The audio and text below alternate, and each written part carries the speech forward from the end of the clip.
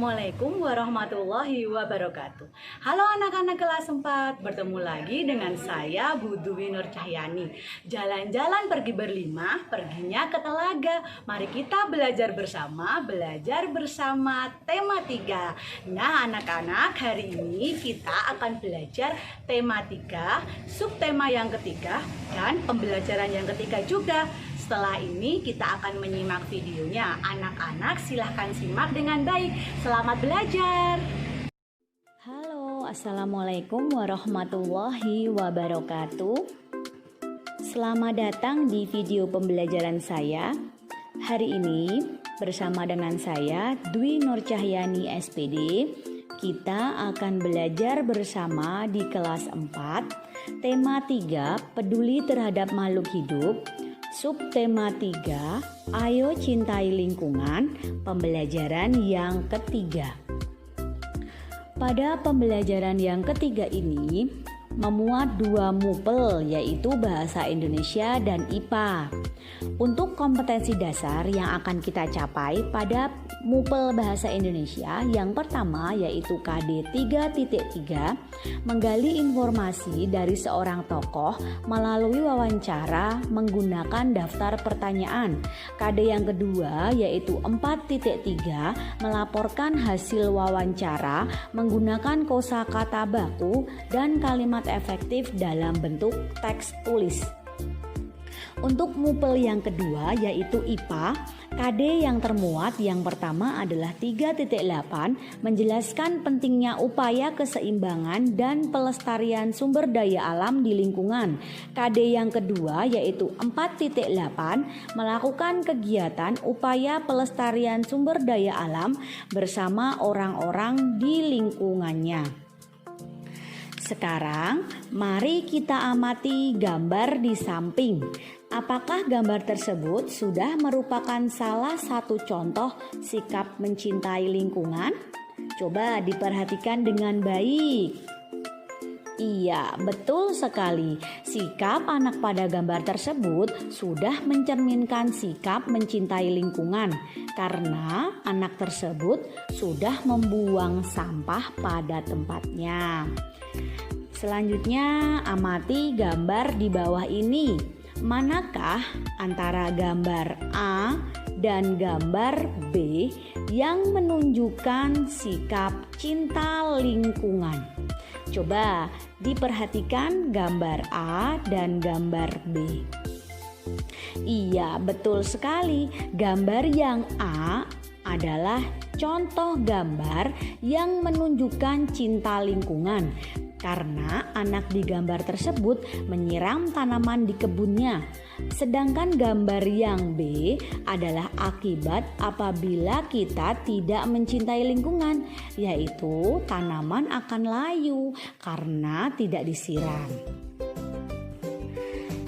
Seperti beberapa gambar yang sudah kita amati bersama, hari ini kita akan belajar tentang cara merawat tumbuhan dan hewan.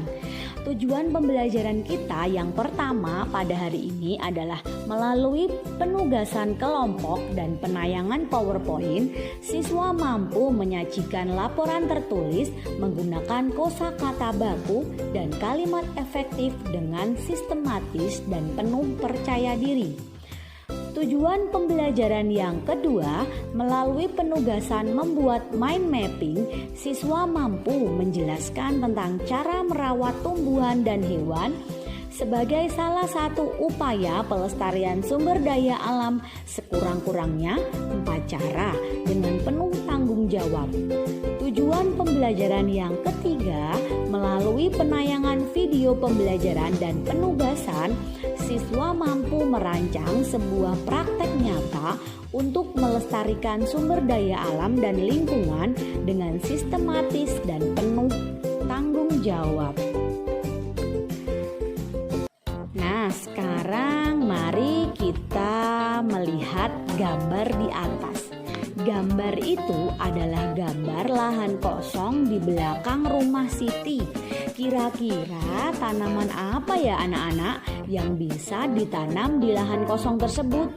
Ayo kita cari ide tanaman yang bisa ditanam di lahan kosong tersebut. Nah, tahukah anak-anak bahwa pemanfaatan lahan kosong di pekarangan merupakan cara penghijauan sebagai wujud peduli lingkungan? Nah, sekarang bagaimana ya cara pemanfaatan lahan kosong yang ada di pekarangan? Agar anak-anak tahu, sekarang mari kita amati penayangan video yang berhubungan dengan penghijauan. Video ini merupakan iklan layanan masyarakat berjudul Reboisasi. Simak dengan baik.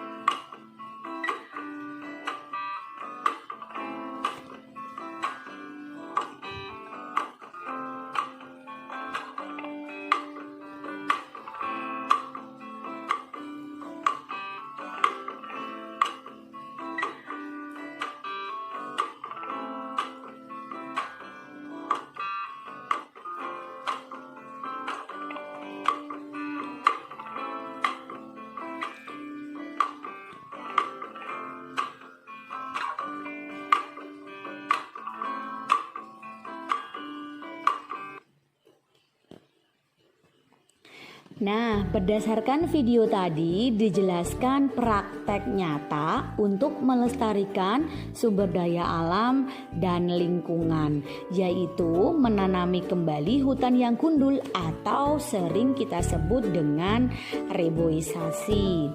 Sekarang mari kita mendiskusikan praktek nyata untuk melestarikan sumber daya alam di lahan kosong seperti milik Siti. Kira-kira tanaman apa ya yang bisa kita tanam di lahan kosong dan memiliki manfaat untuk kehidupan? Setelah ini simak baik-baik ya gambar yang akan ditayangkan. Nah, perhatikan tanaman apa ini? Ayo, bisa ditebak tanaman apa?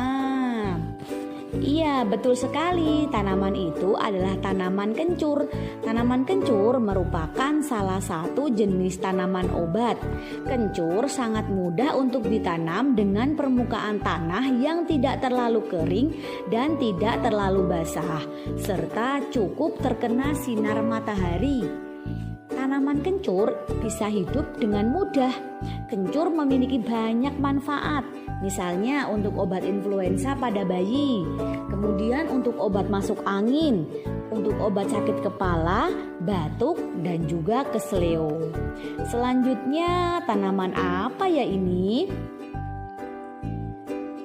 Nah, tanaman tadi adalah tanaman jahe. Tanaman ini tumbuh dengan baik di negeri kita. Jahe merupakan salah satu rempah penting.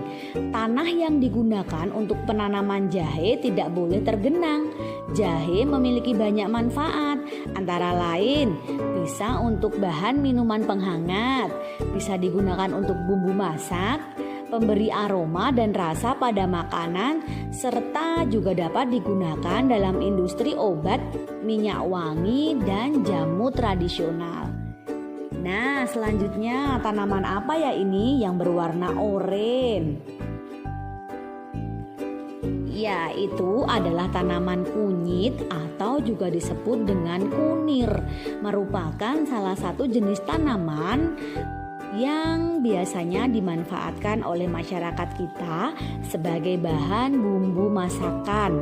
Namun ada juga yang memanfaatkan kunyit untuk kesehatan. Diyakini mampu mengobati berbagai jenis penyakit. Kunyit sangat baik ditanam saat awal musim hujan. Penyinaran matahari yang cukup dan tanah yang gembur dapat menambah kesuburan. Selanjutnya, tanaman apa ya ini? Ayo perhatikan, warnanya hijau dan memiliki duri di pinggir-pinggirnya. Betul, tanaman ini adalah lidah buaya. Tanaman lidah buaya banyak dibudidayakan untuk pertanian, pengobatan, dan tanaman hias. Tanaman ini memiliki banyak manfaat, terutama untuk obat luka bakar. Selain itu, juga bisa digunakan untuk menyuburkan rambut dan untuk tanaman hias yang sering ditanam di pot. Nah, sekarang tanaman apa ini? Daunnya berwarna hijau. Ini adalah daun sirih. Daun sirih populer sebagai tanaman herbal yang bisa mengobati mimisan.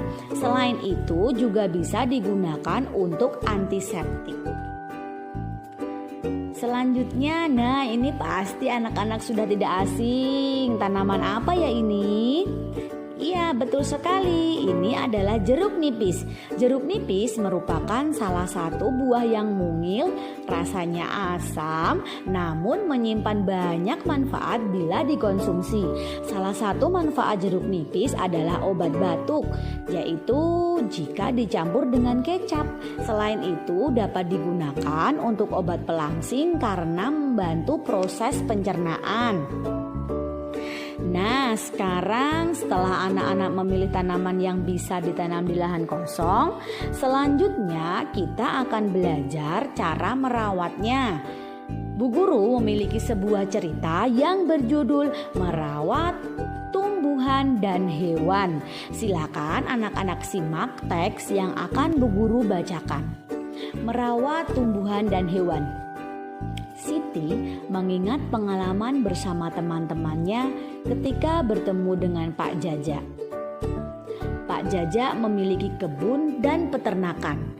Siti pun mengajak ibunya berkunjung kembali ke sana. Di kebun Pak Jaja, Siti menemukan beberapa tanaman obat, di antaranya lengkuas, lidah buaya, dan sirih. Di sana juga ada hewan ternak, yaitu sapi, kerbau, kambing, ayam, dan bebek. Mereka diajak Pak Jaja berkeliling melihat tanaman dan hewan ternak. Siti juga melihat Pak Jaja menyirami tanamannya. Menurutnya, hal tersebut sangat penting karena membantu kesuburan tanaman. Pak Jaja juga mengajak Siti melihat sapi-sapi yang sedang dimandikan. Siti gembira sekali dengan pengalamannya berkunjung ke kebun dan peternakan Pak Jaja. Ia ingin segera berbagi cerita tersebut bersama teman-temannya di sekolah. Berdasarkan cerita merawat tumbuhan dan hewan, perilaku merawat dan melestarikan tumbuhan dan hewan merupakan sikap peduli lingkungan. Selanjutnya, anak-anak akan belajar cara mencintai hewan dan tumbuhan melalui mind mapping atau peta pikiran. Bu Guru memberikan contoh mind mapping sederhana cara mencintai hewan dan tumbuhan. Coba diperhatikan mind mapping yang ada di layar. Ini adalah mind mapping cara mencintai hewan dan tumbuhan. Ada beberapa cara yang bisa dilakukan. Misalnya untuk mencintai hewan, yang dapat dilakukan adalah ada memberi makan, kemudian memeriksakan kesehatan hewan, serta membuatkan kandang.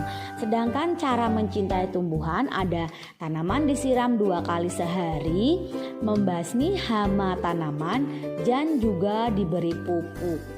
Bagian tengah itu adalah pusat pikirannya, cara mencintai hewan dan tumbuhan. Anak-anak nanti bisa belajar lebih jauh lagi tentang cara membuat mind mapping ini ya. Nah, anak-anak tentu masih ingat wawancara yang sudah dilakukan pada pembelajaran sebelumnya. Nah, kali ini kita akan mempelajari hal-hal yang diperhatikan dalam menulis laporan wawancara. Yang pertama adalah kosakata baku dan kalimat efektif. Kosakata baku dan kalimat efektif merupakan hal yang harus diperhatikan pertama kali. Kosakata baku pengertiannya adalah kata yang digunakan sesuai dengan pedoman atau kaidah bahasa yang ditentukan. Sedangkan kalimat efektif adalah kalimat yang sesuai dengan kaidah bahasa Indonesia. Yang kedua adalah sistematika. Sistematika dalam menulis laporan hasil wawancara yang pertama adalah latar belakang, yang kedua maksud dan tujuan, yang ketiga topik wawancara, yang keempat waktu dan tempat kejadian, yang kelima laporan hasil wawancara, dan yang terakhir adalah kesimpulan. Yang ketiga, penggunaan huruf kapital dan tanda baca. Nah, anak-anak, Bu Guru memiliki sebuah lagu tentang penggunaan huruf kapital. Coba sekarang anak-anak boleh menirukan Bu Guru menyanyi.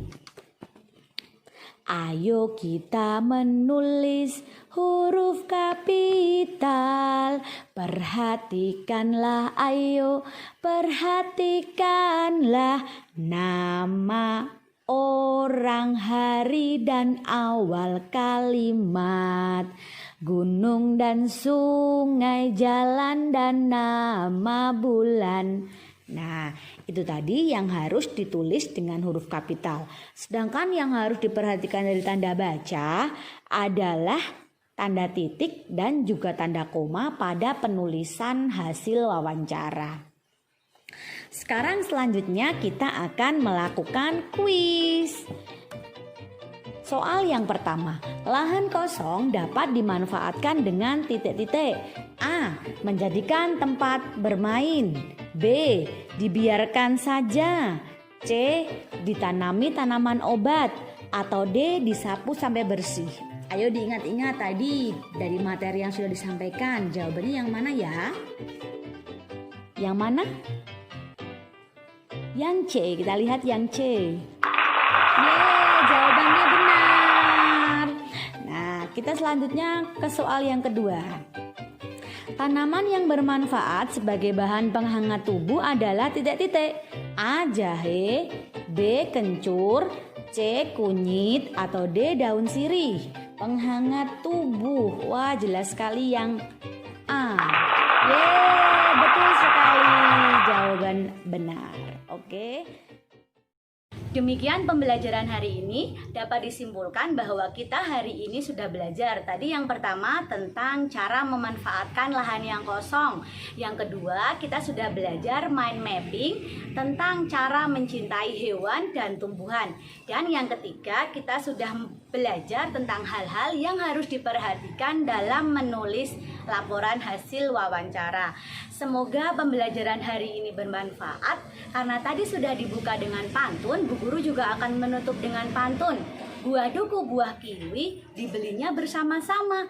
Cukup sekian belajar hari ini. Sampai bertemu di video selanjutnya. Wassalamualaikum warahmatullahi wabarakatuh.